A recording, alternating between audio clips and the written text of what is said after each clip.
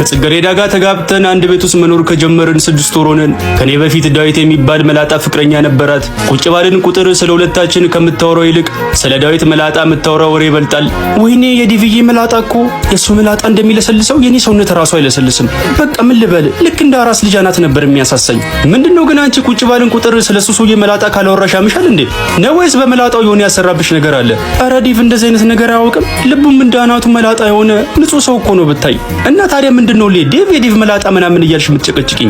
ፍቅሩ ከልብሽ ሳይወጣ ነው መስለኝ የተለያያችሁት። ፍቅሩ ባይወጣልኝ ኖሮ ካንተ ጋር ሆን ነበር እኮ። በቃ ስለሱ ማውራትሽን አቁሚና ስለኛ ስለ ፊውቸራችን ወደፊት ስለምንወልዳቸው ልጆች ምናምን አውሪኝ። ወይኔ ልጆች ስትል ምን ትዝ እንዳለኝ ታውቃለህ? ከዲቭ ጋር ልጆች ብንወልድ ኖሮ ይሄ ጌም ዞን ምናምን አልወስዳቸውም። እሱ መላጣ ላይ ነበር ሸርተቴ እያጫወትኩ ማሳድጋቸው። የዳዊትን መላጣ ከልቧ ላይ የምልጥበት መላጣው እጅን አጣመርኩና ተስፋ በቆረጠ አይን ትክ ብዬ አየኋት።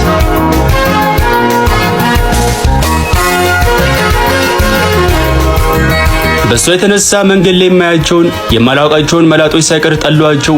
የምወደው ሰይፉ ፋንታውን ልክ 3 ሰዓት ሆኖ ሱፉን ግጥም አድርጎ ከነመላጣው በቴሌቪዥን በኩል ብቅ ሲል ምን አለበት አናተ ላይ ጸጉር ብታስተክል ብዬ በብስጭት ቲቪውን ላጠፋው ስል እንዳታጠፋው ብላ ሪሞቱን ትቀበለኛለች።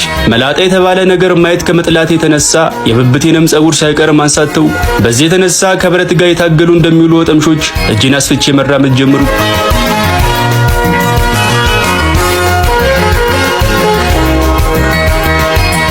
የሆነ ቀን ምሳ ልንበላ ሬስቶራንት ቁጭ ብለናል። የሆነ መላጣ አስተናጋጅ መጣና ፊት ለፊታችን ተገትሮ ምን ልታዘዝ? ወይኔ መላጣ እንዴት አባቱን የሚያምረው ብላ ጮኸች። ምንድነው ቤት ውስጥ ሌላ አስተናጋጅ የለም እንዴ? ተበሳጨው። ተረኛ እኔ ስለሆንኩ ነው። ምን ልታዘዝ? እና ታዲያ ተረኛውን ክስ እንደው ከነመላጣ መምጣት አለብህ እንዴ? ቢያንስ አናት ላይ ኮፍያ ነገር ጣል አታረግም? ሂድ በቃ ችግር የለም ከሜኑ ላይ ተናዛለን አለችውና ሄደ። አንተ ግን ችግር ምንድነው? መላጣ ባየ ቁጥር ተበሳጭተህ ትችለዋለህ። በኋላ የግፊትና የጨጓራ ታማሚ ሆነ ቁጭ እንዳትል ነግሬሃለሁ። ራስሽ ነሽ እኮ አስሬ ዴቭ እያልሽ መላጣ እንድጠላ ያረግሽ ታውቂዋለሽ። በላ ጨቅጭቀኛውን እርቦኛል ብላ ሜኑን አነሳችና አይኗን ጠበብ አድርጋ በደንብ አልታያለኝ እኮ አንተ እንካስቲ ብላ ሜኑን ሰጠችኝ። አገኘውሽ በሚል ፊት ኮራ ብዬ ምናልባት የዳዊት መላጣ አንጸባርቆብሽ የአይንሽ ሊንስ ተነግቶ እንዳይሆን አልኳት። ወይኔ አንጸባርቆብሽ ስትል ምን ትዝ እንዳለኝ ታውቃለህ? ከዴቭዬ ጋር አብረን እያለን ነጸብራቅ የሚለውን የሮፍራንን ዘፈን ሁሌ ነበር መጋብዘው። በጣም ነበር ደስ የሚለው። ጽጌረዳ ግን አበባሽ ሁሉ ረግፎ እሾክሽ ብቻ የቀረ እየመሰለኝ ነው።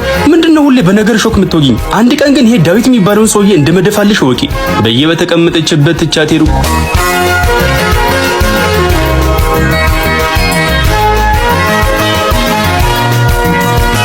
በሌላ ቀን ሳሎን ቁጭ ብለን ቲቪ እያየን 4 ሰዓት ሲሆን ነገረኝ። እሺ በእናትህ በጣም ደስ የሚል አዲስ የቴሌቪዥን ፕሮግራም ጀምሯል እንዳያመልጠኝ። ምን የሚባል ፕሮግራም ነው ደግሞ የጀመረው? የመላጦች ወግ። ምን ያ ደስ አይልም? ኧረ በጣም ደስ ይላል። እንኳን ነገርሽኝ። 4 ሰዓት ሲሆን ተነስቼ መብራቱን ነው የምቆርጠው። ቁረጧ ምን አገባኝ? እኔ እንደው ጄኔሬተርን ቢሆን ገዝቼ አለውኝ እንጂ በፍጹም ፕሮግራሙ አያመልጠኝም። አይገርምህም? የተከራከረን እያለ ድንገት የባማኮን ሪል ስቴት ማስታወቂያ መጣ። የምጠብቀው ማስታወቂያ መጣ። ቆይ አንዴ ዝም በይ ብዬ ድምጹን ጨመርኩት። ሁሌ የሪል ስቴት ማስታወቂያ በመጣ ቁጥር ቤት እንደሚገዛ ሰው እስቲ ዝም በይ እያልክ በጉጉት ጨረስከኝ እኮ። ሪል ስቴት ድርጅቶች ስለበዙ ለምርጫ ከብዶኝ እኮ ነው። ከባማኮን ግን እንገዛለን እመኚኝ። ባማኮንን ከሌሎች የሚለየው ነገር አለ። ቀላል አለ። በካሳንቺስ፣ ባምቢስ፣ አትላስ እንዲሁም ፍሬንድሺፕ ቤቶችን ስለሚገነባ በፈለግነው ሳይት አማርጠን ቤት መግዛት እንችላለን። ከየትኛው ሳይት ብንገዛ ነው ደስ የሚል? ግን አንተ ከፍሬንድሺፕ ነው። ግልጽ እኮ ነው። ለምን እሱን መረጥክ? የፍሬንድሺፑ ሳይት በፓርኮች የተከበበ ነው። ፓርክ ውስጥ ደግሞ እንደምታውቂው ብዙ ዛፍ አለ። ከቤትሽ ሆነሽ ፓርኮች ውስጥ ያሉትን ጥቅጥቅ ያሉ ዛፎች ማየት በጀመርሽ ቁጥር ደግሞ የመላጣ ፍቅርሽ ቀስ በቀስ እየተሸረሸረ ይሄዳል። በዛው የዳዊትን መላጣ ተረሹና ስለ ጎፈሬው እንደማሰብ ትጀምሪያለሽ። ወይ ዮብ ግን ተንኮል አለችኝና ቲቪ ማየታችንን ቀጠልን።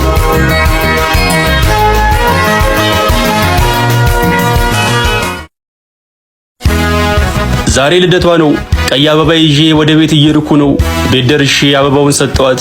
አበባውን ወደ አፍንጫዋ አስጠግታ አይኗን ጨፍና አንድ ጊዜ ወደ ውስጥ ማገችውና አመሰግናለሁ የኔ ፍቅር ብላ አቀፈችኝ። ሌላም መሰጥሽ ነገር አለ አልኳትና ተንበረከኩ። ወይኔ ስትንበረከክ ዴቪዬን አስታወስከኝ አለችኝ። ግራ ገብቶኝ እንዴት? እሱም ልክ እንዳንተ ተንበርክኮ ስጦታ ወይም አበባ ሲሰጠኝ በመላጣ ውስጥ ፊቴን እያየው ነበር የተበላሸብኝ ሜካፕ አስተካክል የነበረው። ምንም አላልኳትም። እንደተሸነፈ ወታደር ከተንበረከኩበት ሳልነሳ አንገቴን ደፋው።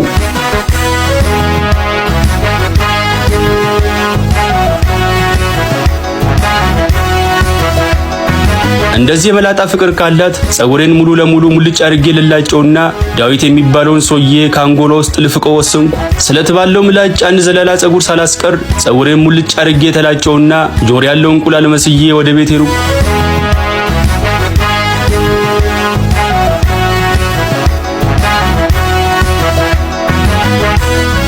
ቤት ደርሼ ጽጌ እያልኩ ወደ ውስጥ ዘለቅኩ። አቤት የሚለኝ ሰው የለም። አይ በቃ ወጣ ነው ብዬ ወደ ሶፋ ይርኩና ቁጭ አልኩ። ጠረጴዛው ላይ የሆነ የተጣጠፈ ወረቀት ተቀምጦ አየሁ። ከዚህ በፊት እንደምታረገው የሚያስፈልጋትን የአስቤዛ ዝርዝርና ወጪ የጻፈችበት ወረቀት መሰለኝ። ወረቀቱን ከፈትኩትና አነበብኩት። የዴቭን ፍቅር ከልቤ ማውጣት አልቻልኩም። ይቅርታ፣ ወደሱ ተመልሻለሁ። ደግሞ ጸጉሩን አስተክሎ እንዴት እንዳማረበት ብታይ ይላል።